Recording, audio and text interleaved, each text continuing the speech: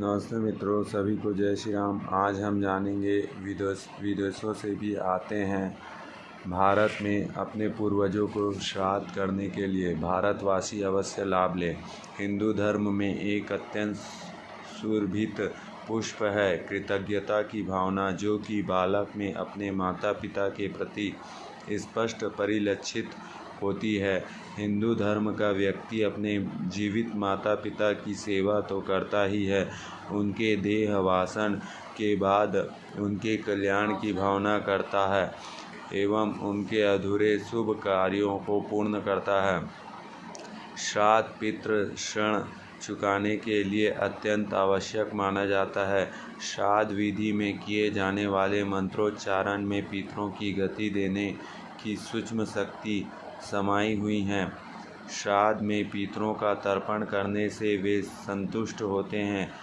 श्राद्ध विधि करने से पितरों की मुक्ति मिलती है और हमारे जीवन में सुसहा हो जाता है।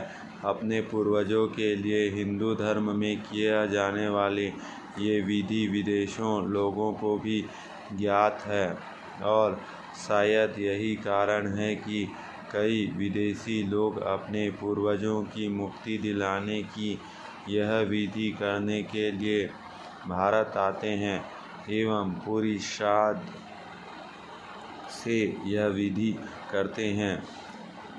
कुछ समय पहले यह विधि करने के लिए रूस से नताशा संबोधन सरंगे और एक त्रिणा ने धर्मनगरी गया आकर अपने पूर्वज की आत्मा की शांति के लिए पिंडदान किया था। गया में पिंडदान किसी रूसी नागरिक ने।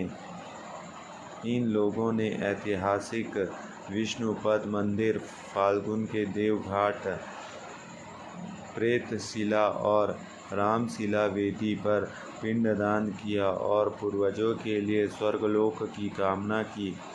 इन लोगों ने विष्णुपद मंदिर में पूजा अर्चना की। मीडिया से बात करते हुए इन लोगों ने कहा कि सनातन धर्म के बारे में पढ़ा था, जिससे पिंडदान को काफ़ी महत्वपूर्ण माना गया है और इस परंपरा को भारतीय वेशभूषा में संपन्न करने के बाद उनकी आकांक्षा आज पूरी हो गई है।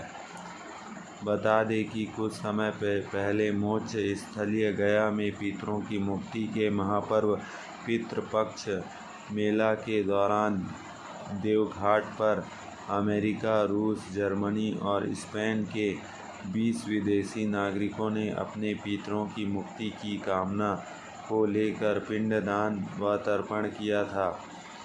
इनमें से एक जर्मनी की इवोगोनिया ने कहा था कि भारत धर्म और अध्यात्म की धरती है।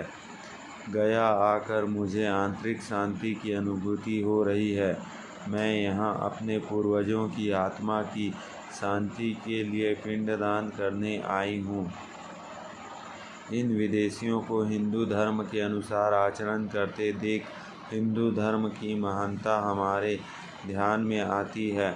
माता पिता तथा अन्य निकट संबंधियों की मृत्यु पर्यंत की यात्रा सुखमय एवं क्लेश रहित हो तथा उन्हें सद्गति मिले, इस हेतु किया जाने वाला संस्कार है श्राद्ध। श्राद्ध विधि करने से पितरों की कष्ट से मुक्ति हो जाती है और हमारा जीवन भी सुसहा हो जाता है। परंतु दुर्भाग्यवश आज हिंदुओं को धर्म में बताई गई ऐसी विधि करना पिछड़ापन लगता है। उसमें मॉडर्न जीवन शैली को श्राद्ध करने जैसी कृति अंधश्रद्धा लगती है।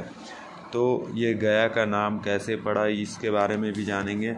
तो एक गया करके एक असुर थे जो कि सतयुग में बहुत ही घोर तपस्या किए थे और वो यज्ञ कर रहे थे गया में। गया उसका नाम तब नहीं पड़ा था, तो वो यज्ञ करते थे। तो यज्ञ करते गया में, वहाँ यज्ञ करने के कारण जितने असुर हैं वे जीवित हो जाते थे और उस जगह पर आकर जीवित हो जाते थे। तो इससे देवतागण बहुत ही दुखित हुए और उन्होंने भगवान विष्णु से प्रार्थना की। तो भगवान विष्णु स्वयं आकर उनके जो गयासुर था उसको बोले कि आप लेट जाओ, और उसके ऊपर वो यज्ञ करने लगे, जिसके कारण कि भगवान का तप बढ़ते गया। और फिर भगवान ने गयासुर को वरदान दिया कि आपके नाम से ही यह धरती पवित्र रहेगी, और यहाँ जो भी लोग तर्पण करने के लिए या पिंड दान करेंगे उसको सद्गति मिलेगी। जय श्री राम।